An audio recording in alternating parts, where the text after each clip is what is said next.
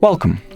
In this video, I will quickly show how you can turn off Android phone. So first step that you will typically need to take is to launch the power off menu, which you can do by either pressing and holding the power button for a few seconds unless the Gemini or other smart assistant is binded or linked to it.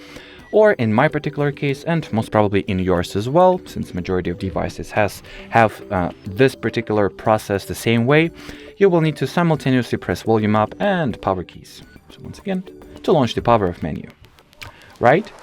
From here, simply tap the power off button and your device is going to shut down. You can also force shutdown or force power off your device by pressing and holding the power button for about 10 seconds or so. I'd say it varies from model to model, but most typically this time frame lies within 10 to 15 minutes. So this feature is here to allow you to, just switch your device off whenever you need it.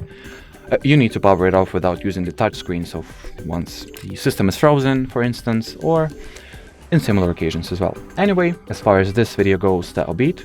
Or actually, before I finish, there's also another hidden way you can use. You will need to take quite a few steps to actually access it, but still. So go into your device's settings, then find the accessibility preferences or options. The easiest way to do that is just use the settings search, but you can also manually find it. Then in the accessibility section, look for and enable the accessibility menu. Once it is enabled, you can just open this menu here, launch the power off section or power off selection and power your device off. As simple as that. So, should you have any further questions, leave them in the comment section below.